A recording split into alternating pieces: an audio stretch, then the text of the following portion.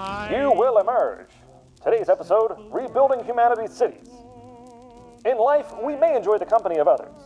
Living near people can be helpful, productive, maybe even comforting. But after total annihilation, you may find others scary, dangerous, and unreasonable. Yes, gone are the simple days of yesteryear. Human communities find themselves with new problems and new responsibilities. And you may ask yourself, how do we rebuild? And that one is you.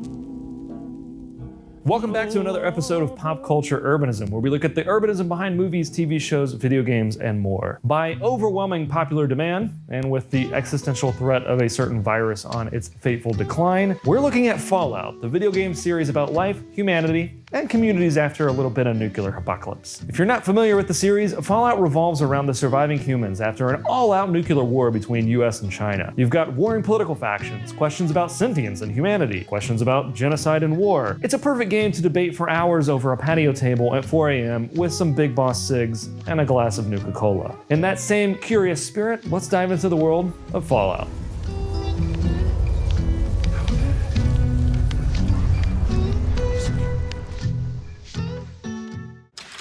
Cities after the apocalypse. Throughout human history, man has built great urban areas, from the walls of Nineveh to the aqueducts of Rome, from the City of Lights to the Empire State Building, right here in our United States of America. The history of man is the history of his communities. But why? A spiritual purpose.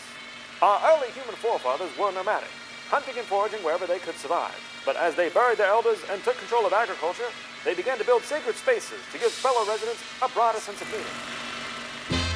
In Fallout 3, we emerge from Vault 101 and soon discover Megaton City. Its history?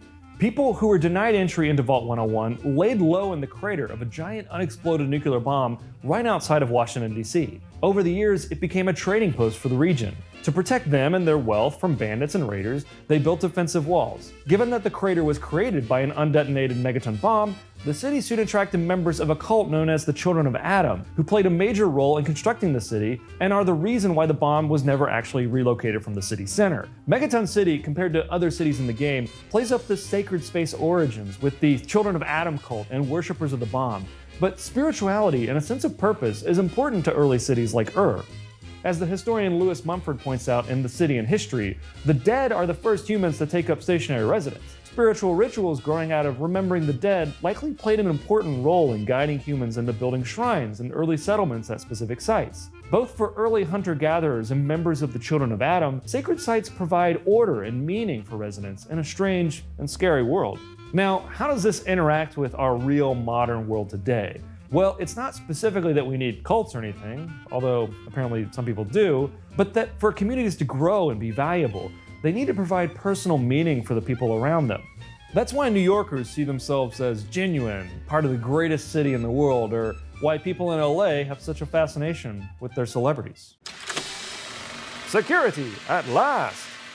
In the wilderness of total atomic annihilation, danger is around every corner. Like our ancient ancestors, we too must build defenses against roving marauders and great beasts. In the unforgiving wastelands of Fallout, there's plenty of danger to worry about. Roving bands of raiders, packs of wild radioactive rats, mutant beasts of all kinds, and a cavalcade of warring factions. A large part of the formation of cities was for the purpose of sharing in a defense against violence and for the promotion of daily peace. One of the more extreme examples of this is in the New Vegas Strip. Thanks in part to pre-war planning, the ubiquitous Mr. House maintains a kind of proprietary government over the Strip. Rather than a public body, Mr. House sets the rules that residents must follow, maintains security, both among residents and from outside aggressors, and profits based on whether outsiders want to come and spend their money. For a modern example of this that's slightly more benign, think Disney World, a privately owned and managed area that provides public and private goods like safety, infrastructure, and thrills, and profits accordingly. Now this fulfills a stationary bandit theory of early law and order. Mr. House dispenses order for the purpose of profit, And if you threaten the profitable order, or can't afford to be profitable, then you're promptly dealt with. Such rulers have an incentive to discover and provide the infrastructure and institutions that create a prosperous city in the long term. Cities like Megaton and Diamond City may also have been ruled by a resident raider gang in the past, until improvements in security infrastructure and the wealth of residents reduced their power. Perhaps we don't quite have to worry about radioactive rats today, but a sense of security is still a major prerequisite in deciding where to live. Now, this isn't to say that we need an army of gun-wielding robots at every corner, but if communities hope to recover, they'll certainly need some measure of peace and security. Truck, barter, and exchange. In the face of social collapse, you may find your time is devoted more to survival than leisure or career. Without access to markets and people to trade with, the job of subsistence falls squarely on you. It's for this reason exactly that man builds cities as centers of commerce and industry. For all the interesting elements built into cities like Megaton and New Vegas, the settlements of Fallout 4 might be the most accurate representations of early urban development. Two features in particular stand out. First, many take the form of a handful of families engaged in agriculture. And second, they're dependent on the trade networks the sole survivor builds throughout the game. Where previous Fallout cities like Megaton and Diamond City oddly lack any evidence of the large-scale food production necessary to sustain their size, the settlements of Fallout 4 illustrate the importance of agricultural surplus and trade as foundational to urbanization. While some settlements are engaged in sustenance farming, many settlements produce more food than their local needs, allowing them to trade with other settlements. This allows both communities to specialize their productive capabilities. Without specialization, these settlements individually lack the supplies necessary to make even basic improvements, if they can even sustain their growing population at all. This is often the most clear benefit and purpose of our modern cities. A young graduate can move from a small town to a big city for greater opportunities in their career, earn higher wages, and build a better future. These cities are often specialized in certain industries as well.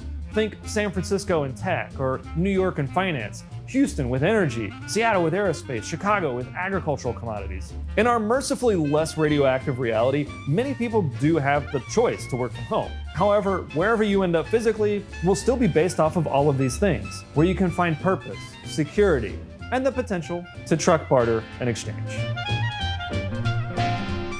Urbanism. Urbanism never changes. But new videos are coming to the Pop Culture Urbanism channel, so be sure to hit that subscribe button to get alerts directly to your Pip-Boy on future videos. You asked for a Fallout video in the comments section, and here we are. If you want to see another video, let us know in the comments below. And if you like what you saw, be sure to hit that like button. We'll see you in the next episode.